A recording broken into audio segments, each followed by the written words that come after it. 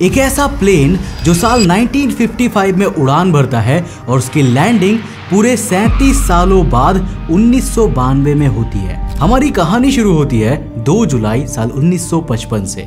Douglas DC-4 नाम का एक अमेरिकन चार्टर्ड प्लेन जो पैन अमेरिकन वर्ल्ड एयरवेज का हिस्सा था और जिसे फ्लाइट 914 कहते थे, वो न्यूयॉर्क के एक एयरपोर्ट से मियामी की ओर जा रहा था।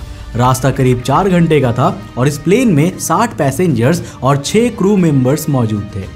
पर बीच रास्ते में ही ये प्लेन रडार से गायब हो जाता है और फिर कभी मियामी पहुंचता ही नहीं। मिसिंग प्लेन्स और शिप्स की कहानियां तो आपने बहुत सुनी होंगी, जिनको खोजने के लिए सालों तक तलाश चलती है पर उनका कोई भी नामो निशान कभी नहीं मिलता। अब डॉगलस DC-4 के साथ भी कुछ ऐसा ही होता है। काफी खोजबीन के बाद जब इस प्लेन का कोई भी अता पता नहीं चलता तो इसे मिसिंग घोषित कर दिया जाता है और डॉगलस DC-4 की कहानी इतिहास के पन्नों में दफन हो जाती है। पर 21 मई 1992 को वेनेजुएला की कैपिटल काराकास के एयरपोर्ट पर कुछ ऐसा होता है जिसने अपने पीछे कई सवाल छोड़ दिए। एयरपोर्ट के क्रू को आसमान में एक प्लेन नजर आता है, लेकिन सरप्राइजिंग बात तो ये थी कि वो प्लेन एयर ट्रैफिक कंट्रोल के रडार में नजर नहीं आ रही थी। इतने में वो प्लेन एयरपोर्ट के कंट्रोल रूम से कांटेक्ट करता है और यहाँ मौजूद ऑफिसर, जिनका नाम जुआन दे ला कोर्ते था, वो इस पूरी घटना के गवाह बनते हैं। जब जुआन प्लेन के पायलट से प्लेन का नाम पूछता है तो वो बताता है कि मैं DC-4 में सवार हूँ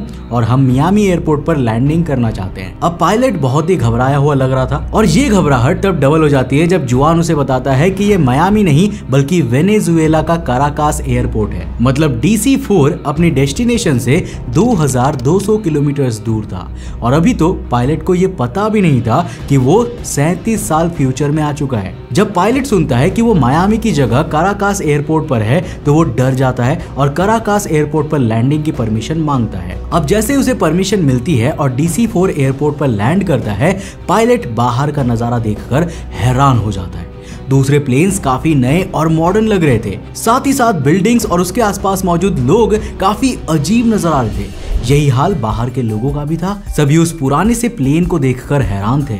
ऐसा लग रहा था जैसे कोई वर्ल्ड वॉर 2 का जंगी जहाज लैंड किया गया हो। DC-4 नाम के किसी प्लेन के बारे में तो वहां के लोगों ने कभी सुना भी नहीं था और भाई ऐसा कोई प्लेन उनके एयरपोर्ट पर लैंड करेगा, ये तो गजब ही हो गया था। जब एयरपोर्ट की ट्रैफिक कंट्रोल टीम पायलट से बात करती है तो पायलट को ये पता चलता है कि वो साल 1992 में आ चुका है और भाई एयरपोर्ट के लोग भी ये सुनकर हैरान थे कि जिस प्लेन को वो अपने सामने देख रहे हैं वो 37 साल पहले साल 1955 में टेक ऑफ हुआ था। अब इतना सुनते ही पायलट हैरान परेशान हो जाता है और तुरंत वहां से टेक ऑफ करने का फैसला लेता है। अंतिम बार जब वो वहां से रवाना हो रहा था तब उसके हाथ में एक फाइल थी जिससे एक कागज का टुकड़ा नीचे जमीन पर गिर जाता है और फिर वो प्लेन टेक ऑफ कर लेता है। इसके बाद डॉगलस DC-4 कहाँ गया ये किसी को नहीं पता। आज तक ना तो ये मियामी पहुंचा और ना ही इसमें बैठे किसी पैसेंजर का पता चल पाया।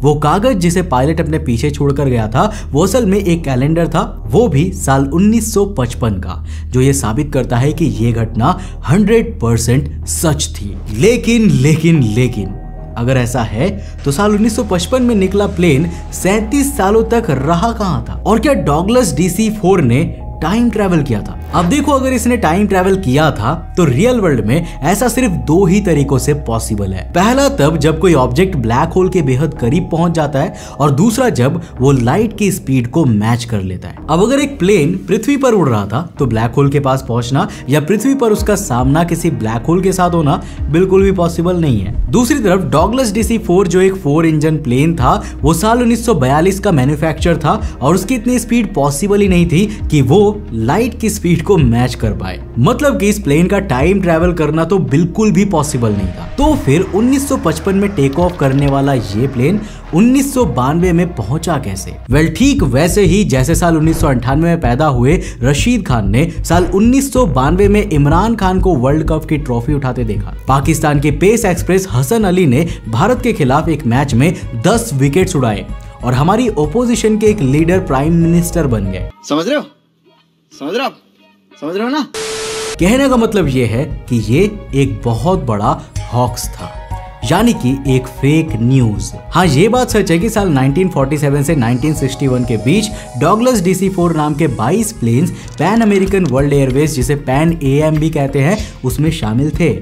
पर फ्लाइट 914 नाम का कोई भी प्लेन एग्जिस्ट नहीं करता था। 2 जुलाई 1955 को ना ही कोई ऐसी फ्लाइट न्यूयॉर्क से मियामी की ओर गई थी, और अगर हम 1955 में हुए सारे हवाई हादसों के लिस्ट पर नजर डालें तो हमें फ्लाइट 914 नाम का कोई भी एक्सीडेंट देखने को नहीं मिलता। इनफैक्ट एविएशन की हिस्ट्री में कभी भी इस नाम का कोई भी इंसिडेंट हुआ ही नहीं। 4 अप्रैल 1955 को न्यूयॉर्क के लॉन्ग आइलैंड मैकआर्थर एयरपोर्ट से टेक ऑफ करने वाला यूनाइटेड एयरलाइंस का डॉगलस DC-6 क्रैश जरूर हुआ था, पर उस इंसिडेंट और फ्लाइट 914 के फेक इंसिडेंट में कोई भी कनेक्शन नहीं है। लेकिन अब सवाल उठता है कि आखिर ये फेक न्यूज फैलाई किसने, और वो क्या रीजन थे कि फ्लाइट 914 की ये फिक्शनल स्टोरी इतनी ज्यादा वायरल हो गई। देखो, बात करें इंटरनेट और सोशल मीडिया की, तो इस स्टोरी को वायरल करने का पूरा श्रेय ब्राइट साइड को जाता है, जो यूट्यूब के सबसे बड़े चैनल्स में गिने जाते हैं। साल 2019 में इस चैनल ने फ्लाइट 914 के बारे में ये वीडियो पब्लिश की थी, जिस पर आज की तारीख में 19 मिलियन से ज्यादा व्यूज है। हालांकि देखो, हम ये बिल्कुल नहीं कह सकते कि ब्राइट साइड ने जानबूझकर ये फेक स्टोरी फैलाई। वीडियो में स्टोरी को रियल की तरह प्रेजेंट किया गया है, पर एक जगह नैरेटर साफ कहते हैं कि ये किसी फैसिनेशन की तरह लगती है। Smells kind of fishy, right? Internet के कुछ सोर्सेस में तो ये भी बताया गया है कि प्लेन 37 नहीं बल्कि 30 सालों बाद लैंड किया था, और कारकास एयरपोर्ट पर ये 1992 नहीं बल्कि 1985 में पहुंचा था। लेकिन आखिर इस पूरी फेक न्यूज का रियल ओरिजिन कहां से हुआ है?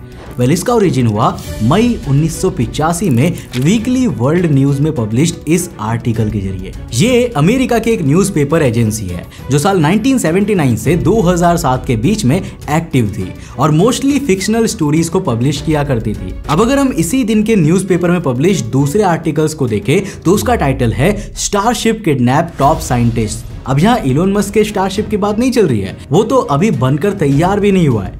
मुझे क्यों तोड़ा?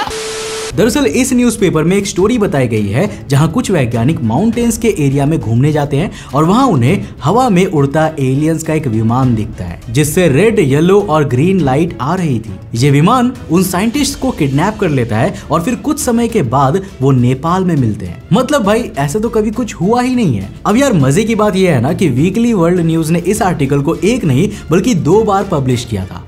पहला आर्टिकल ये है और दूसरा आपके सामने ये रहा, और दोनों ही आर्टिकल में आप गौर से देखोगे तो इस पूरी घटना के विटनेस ट्रैफिक कंट्रोलर जुआन दे ला कोर्ता की फोटो तक डिफरेंट है। ये दोनों ही फोटोज स्टॉक इमेजेस है और इनका डॉगलस DC-4 या कारकास एयरपोर्ट से कोई भी लेना देना नहीं है। वैसे वीकली वर्ल्ड न्यूज ने एकमात्र यही अफवाह नहीं फैलाई थी, बल्कि साल 1992 में उन्होंने ये आर्टिकल भी पब्लिश किया था। इसके अनुसार वैज्ञानिकों को वेस्ट वर्जीनिया के केव में बैट बॉय मिला है। ये एक ऐसा क्रिएचर था जिसकी आधी बॉडी इंसानों की थी और आधी बॉडी बैट की थी। कुछ आर्टिकल्स में तो ये तक दावा किया गया कि अमेरिका के फेमस पॉलिटिशियन हिलरी क्लिंटन ने इसे अडॉप्ट कर लिया है। Famous American singer Elvis Presley, जिनकी मौत साल 1977 में हो गई थी, उनको मौत के बाद देखे जाने की भी कई फेक न्यूज़ेस इसमें पब्लिश की गई थी। मतलब जो भी न्यूज आप यूट्यूब या किसी दूसरे सोशल मीडिया प्लेटफॉर्म पर देखते हो ना, उसे डबल चेक जरूर किया करो। क्या पता जिसे आप सच मानकर बैठे हो वो असल में एक स्टोरी मात्र है, एक फिक्शनल स्टोरी जो केवल लोगों को लुभाने के लिए बनाई गई थी। बाकी फ्लाइट 914 के बारे में आपका क्या विचार है नीचे कमेंट सेक्शन में लिखकर जरूर बताना। वीडियो पसंद आया तो इसे लाइक करने के साथ साथ मेरे फ्रेंड्स के साथ जरूर शेयर करना। अगर आप ऐसे ही और फिक्शनल स्टोरीज को एक्सपोज करना चाहते हो तो नीचे कमेंट सेक्शन में लिखकर जरूर बताना। अगर आपके कमेंट्स ज्यादा हुए तो मैं डेफिनेटली इस सीरीज को आगे बढ़ाऊंगा। दोस्तों अगर आप नए हो चैनल पे तो चैनल को सब्सक्राइब करने के साथ साथ नोटिफिकेशन बेल को कर देना, और जाने से पहले इस वीडियो को जरूर जाकर देखना जहां हमने बात किया है एक ऐसे सैटेलाइट के बारे में जो 13,000 साल से हमारे अर्थ को ऑर्बिट कर रहा है। लेकिन आखिर इस सैटेलाइट को भेजा किसने? वेल इसकी डिस्कवरी तो सर निकोला टेस्ला ने की थी, लेकिन इसे भेजा किसने था 13,000 साल पहले, और आखिर क्यों? इसका पर्पस क्या है? जानने के लिए यहाँ पर क्लिक करके देखना, बहुत ही इंटरेस्टिंग वीडियो है, सच में मजा आ जाएगा। मैं मिलता हूं आपको नेक्स्ट एपिसोड के साथ, तब तक के लिए बाय, जय हिंद।